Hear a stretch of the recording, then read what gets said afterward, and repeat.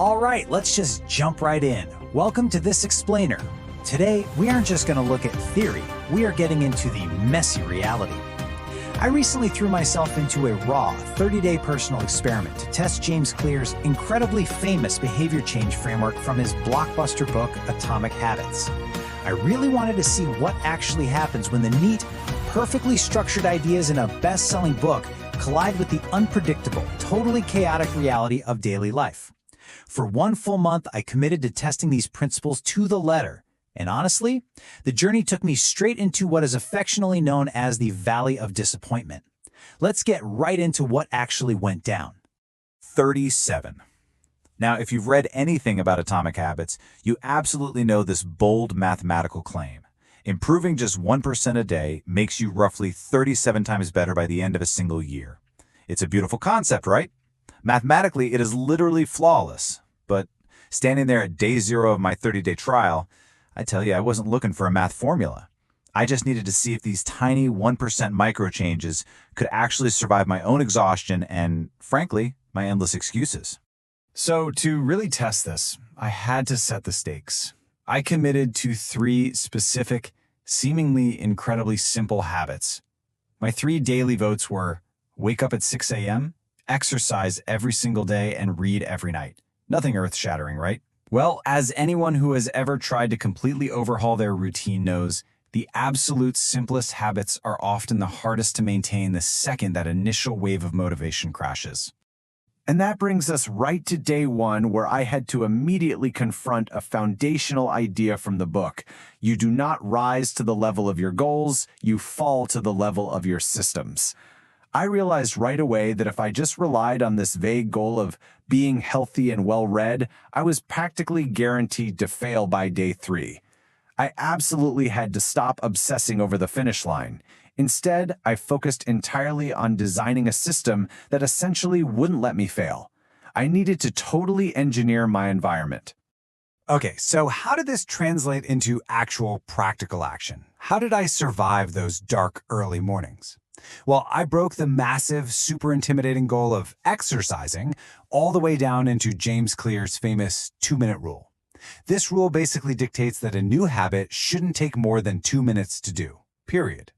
So my goal wasn't run 5 miles today. My goal was literally just to put on my running shoes. That is it.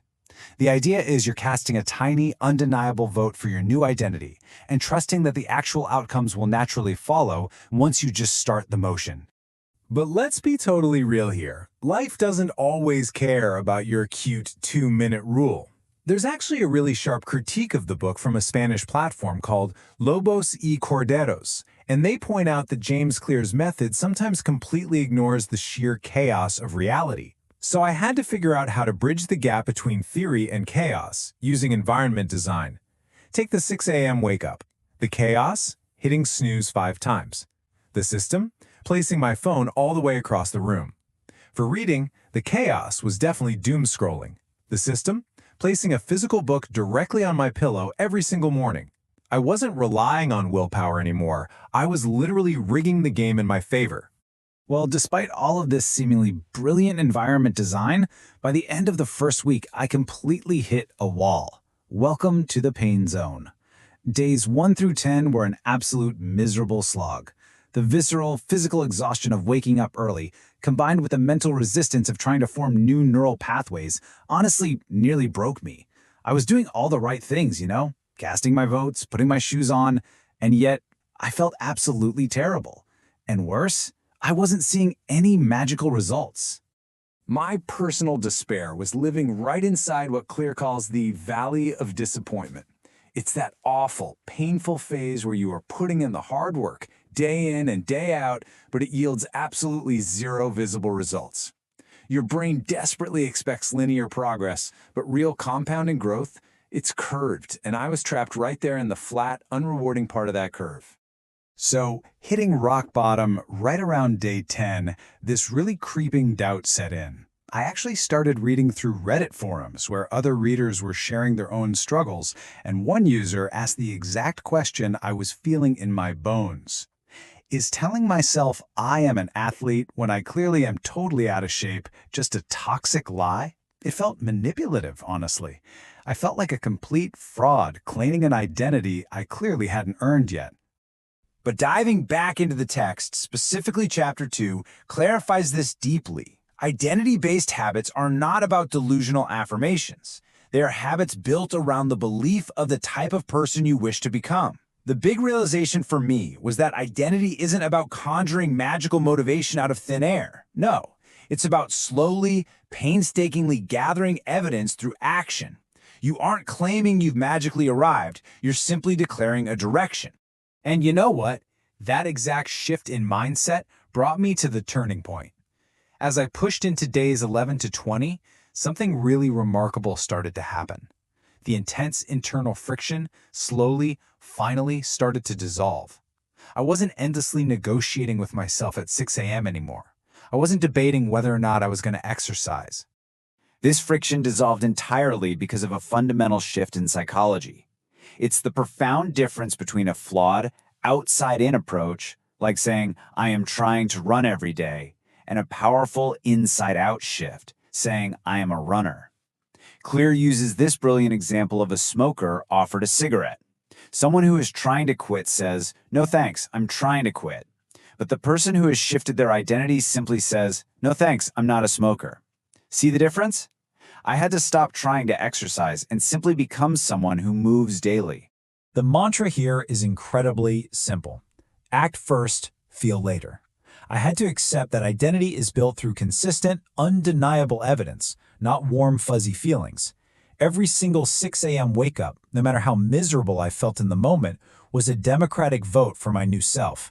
You don't wait for the motivation to strike. You take the action first, and the feelings of being an athlete or being a reader, they will catch up eventually.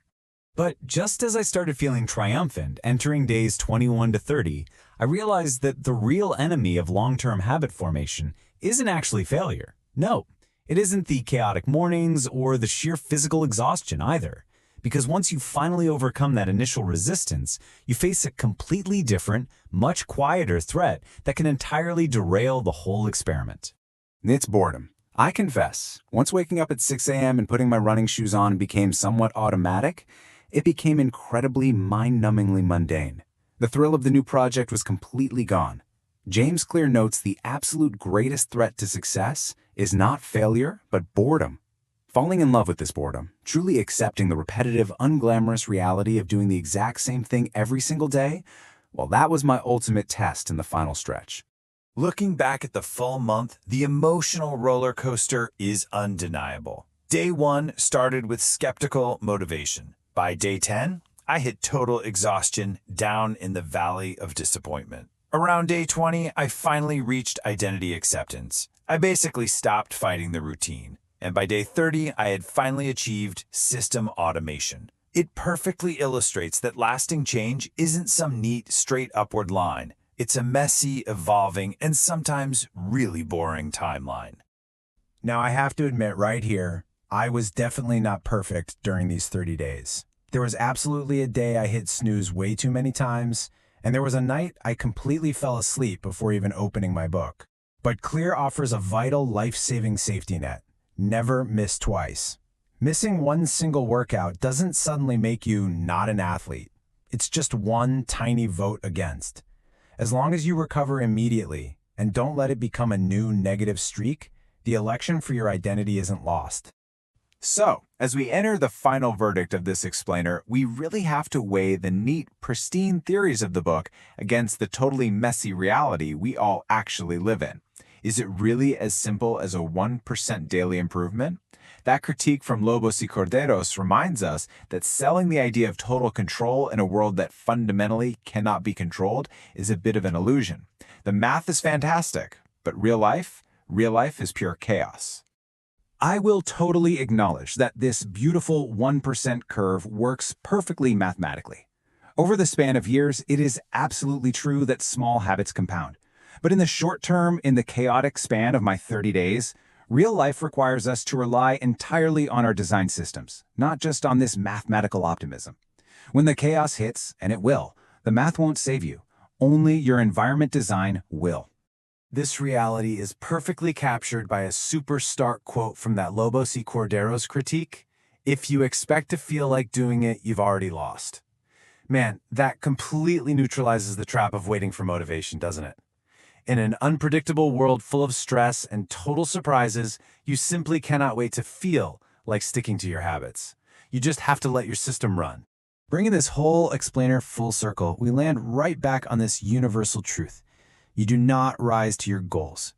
True transformation isn't a one-time heroic act. It's an endless and yes, sometimes very boring cycle of constantly refining your environment, leaning heavily on your systems, and casting tiny, mundane votes for the person you want to become, especially when you don't feel like it.